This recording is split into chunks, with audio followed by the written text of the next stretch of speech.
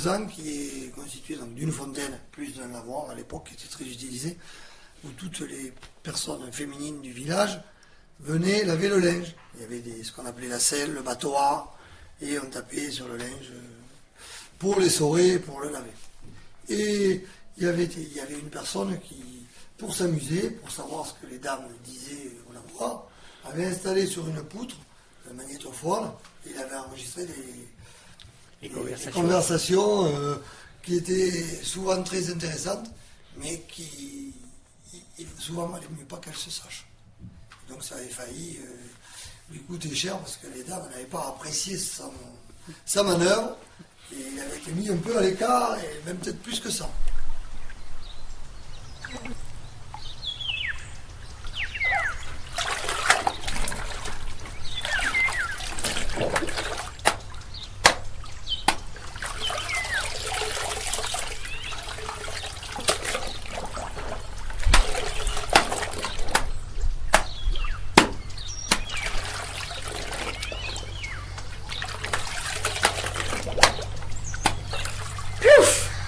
Échappé belle.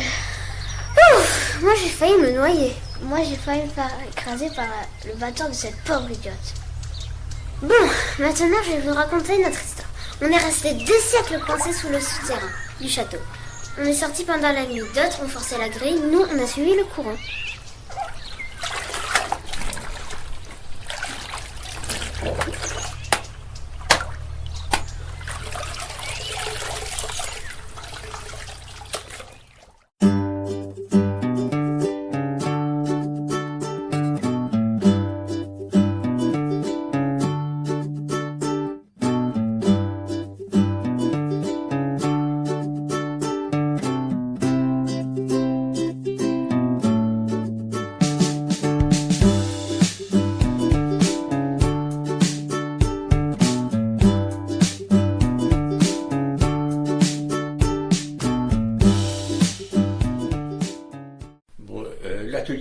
L'atelier du maréchal Ferrand est situé, lorsqu'on regarde la porte, à gauche, à une cinquantaine de mètres, et son atelier donnait sur la place de l'Ormeau.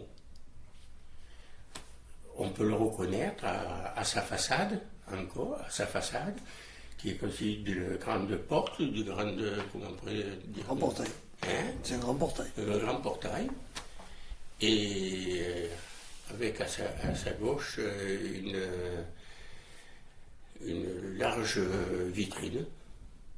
Mon grand-père et mon père étaient maréchal Ferrand, et ils réveillaient le village en période chaude, c'est-à-dire l'été, eh bien, ils le réveillaient à 5 heures du matin avec le son du marteau sur l'enclume.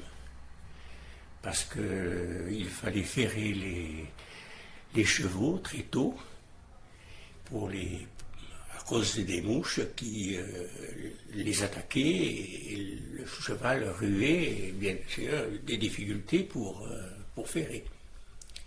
Alors mon rôle dans ça, eh bien, cela arrivait après coup. S'il y avait beaucoup de chevaux, bien entendu, ça s'étalait, le ferrage, sur toute la matinée.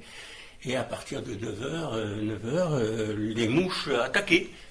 Et mon rôle, lorsque j'étais enfant, c'était de tourner les mouches, c'est-à-dire avec un instrument qui était composé d'un manche et puis d'une queue de cheval, et de faire fuir les mouches. Ça ne me plaisait pas beaucoup. Et dès que j'ai eu l'âge, vers 13 ans, de tenir les pieds des chevaux, eh bien j'ai tenu les pieds des chevaux. Je préférais faire ce travail-là que de tourner les mouches. J'étais lassant.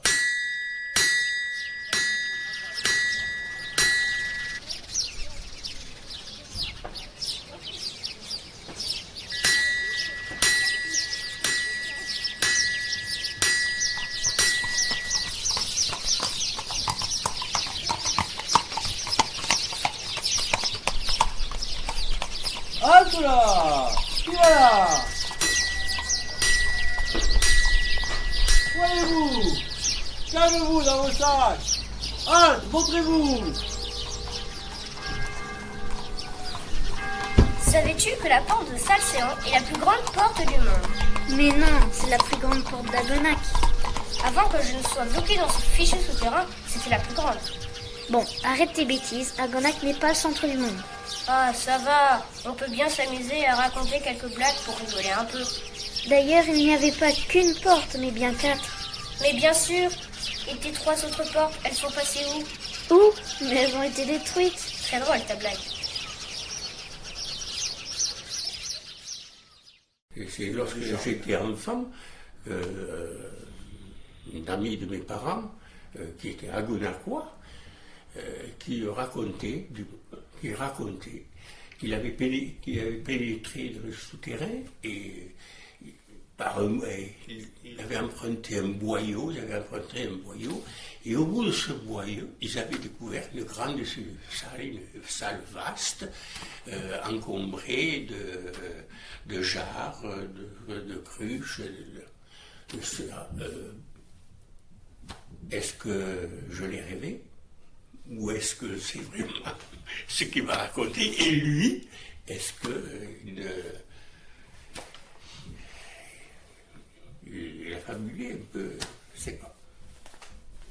À l'époque, il n'était pas fermé. On l'ai connu pas fermé. Moi aussi, je l'ai connu pas fermé et on pouvait librement entrer dans une voûte. C'est pas très, très profond. Oui, lorsque nous étions à l'école, parce qu'Agonac était composé de 2 écoles comme toutes les communes, l'école des garçons qui est ici, donc à la mairie, et l'école des filles, qui était donc de l'autre côté du village, et nous passions devant le souterrain pour aller à la cantine scolaire de l'époque qui était tenue par une personne privée. Et donc, en passant devant le souterrain, souvent on rentrait, on n'allait pas très loin. On n'allait pas très loin, et puis suite à peut-être des difficultés, une grille a été posée, donc ça a été terminé.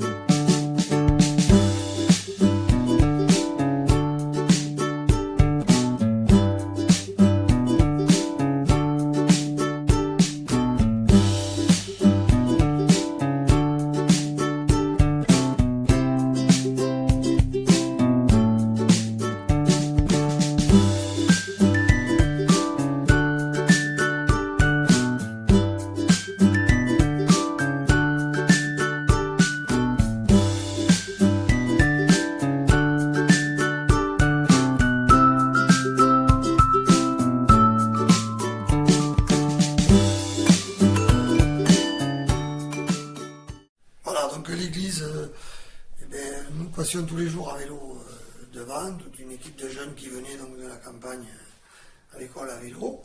Et il n'était pas rare que le soir, on s'arrête, puisque l'église, c'était l'époque où l'église était toujours ouverte. On rentrait comme on voulait, on sortait comme on voulait. Et donc, on s'amusait à monter au clocher, à faire du bruit. Et le curé qui était dans son presbytère, à quelques centaines de mètres, puis là, on le voyait, dès qu'on voyait qu'il partait ou qu'il prenait sa voiture, on prenait nos vélos et on repartait, puis on était impunis. Bon, mais c'était une rigolade. Et de temps en temps, on sonnait la cloche manuellement aussi, et comme elle est très lourde et qu'elle a un très grand mouvement de balancier, on se suspendait à la corde et on montait jusqu'à 10-15 mètres au milieu des... Oui, on montait jusqu'à 10-15 mètres. Elle n'était pas électrifiée à cette époque-là. Aujourd'hui, on ne tolérerait pas ça. Il faisait des tapis de sol, voilà, mais c'était... Bon, on s'amusait, mais on ne faisait pas de dégâts, on ne cassait rien, on ne volait rien. Ça, je le rajoute pas, c'était notre vie. Aujourd'hui, l'église est fermée le soir, fermée la journée.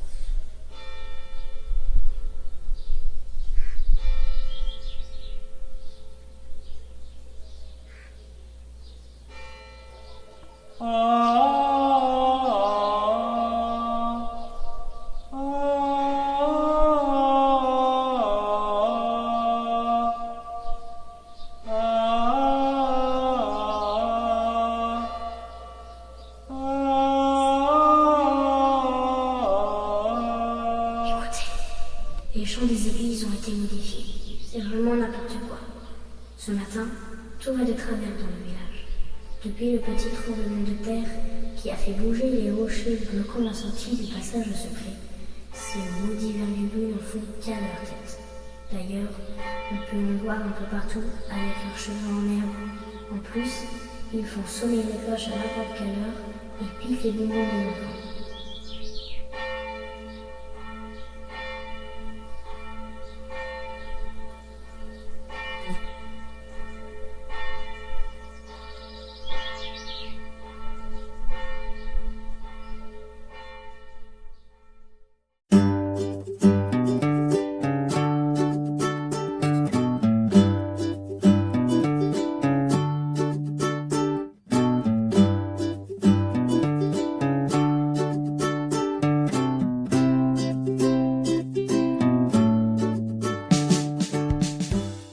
Oui, donc la fontaine de Pissecher a une particularité, c'est qu'elle ne coule que lorsqu'il y a des fortes pluies.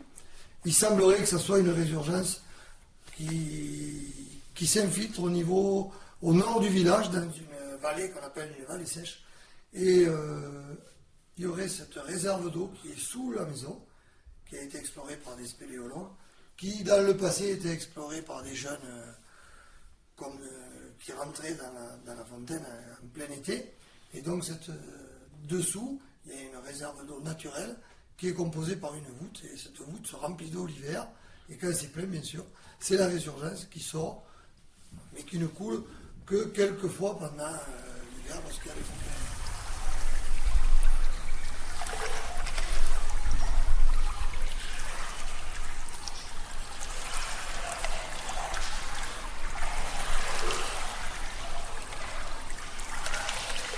Un vergoblu a bouché le tuyau. Pissecher est à sec.